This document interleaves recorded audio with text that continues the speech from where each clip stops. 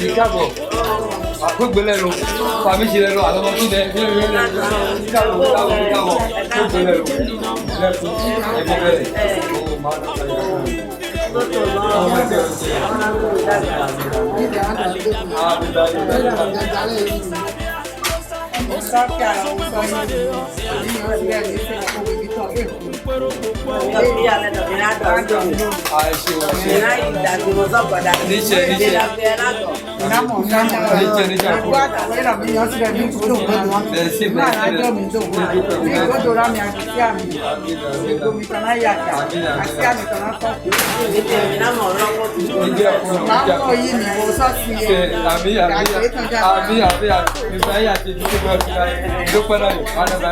Merci beaucoup. Yesu mi dodo gbela mi. Yesu ma je to merci beaucoup. Atingo bidize. Ọmọ bíbí àjàjẹ́ lókùnrin, ọmọ bíbí àjàjẹ́ lóbìnrin. Àsìkò ìbò náà ó dé. Tó bá fẹ́ ìlọsíwájú àjàjẹ́. Ça va.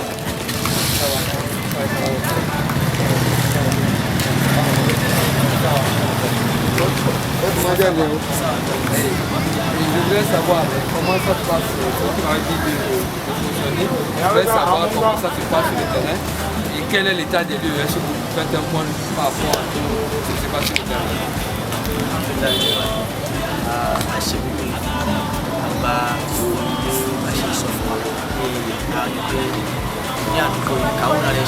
Parce que on a la difficulté à faire payer des devoirs à payer.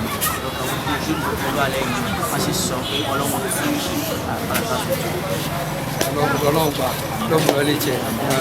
Mais je voudrais demander, selon toi là, quel est ton point de vue par rapport à la situation sur le terrain? Nous avons eu à discuter avec les jeunes dynamiques qui ont décidé de nous accompagner. Le fait que nous aider à atteindre l'objectif, parce qu'ils ont vu que nous avons amené le centre de justice. Nous sommes en train d'accompagner quelques méditations. Donc ça ira dans les autres. Merci beaucoup.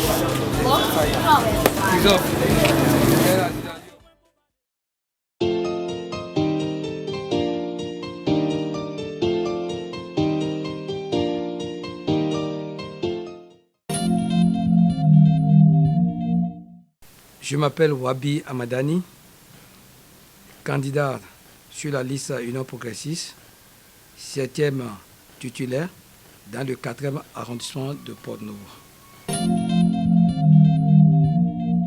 J'ai répondu favorablement à l'appel de la jeunesse, de nos mamans et des autorités quand même de la ville de Porto-Novo, des dignitaires. Je pense que je peux faire l'affaire. Il n'y a pas de souci, je crois qu'on pourra gagner l'élection communale avec la bénédiction de Dieu. Nous sommes à présent prêts pour l'élection du 17 mai qui nous attend. Mon appel à tous les quartiers d'Anavi, de Doji, de Rogo, de Djekonvi, de tous les quartiers de 4e arrondissement, c'est de ne pas se tromper de choix. Car l'Union progressiste peut faire l'affaire et c'est un parti qui peut nous amener beaucoup de choses, qui peut changer la ville de Porto-Novo. Et nous croyons à ce parti. Merci. Mon ambition, c'est de l'Union progressiste, c'est de faire de Porto-Novo une ville attrayante, une capitale digne de ce nom. Population de Porto-Novo, l'Union progressiste, notre parti, votre parti dispose du meilleur diagnostic de la situation de la ville de Porto-Novo.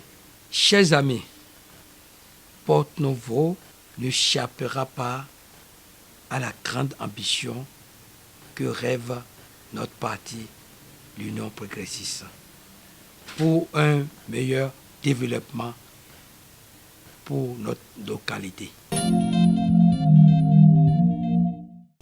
Les deux objectifs phares de l'Union progressiste sont connus. Il s'agit de développer l'économie locale pour la création des emplois et des revenus. En matière de gestion, conclut des contrats avec l'État central et des partenaires. En somme, pour l'Union progressiste, la lutte contre la pauvreté compte avant tout. Jeunes, hommes, femmes, l'Union progressiste veut offrir à chacun, là où se trouve la possibilité de s'épanouir. Chers frères et sœurs, population de Djekangbavi, d'Anavi, de Dodji, de Rologo, de tout le 4e arrondissement, c'est à votre appel que j'ai répondu. Aidez-nous à réussir notre pari. Votons tous ensemble l'Union progressiste pour que notre lendemain soit meilleur pour notre chère capitale du Bénin. Je vous remercie.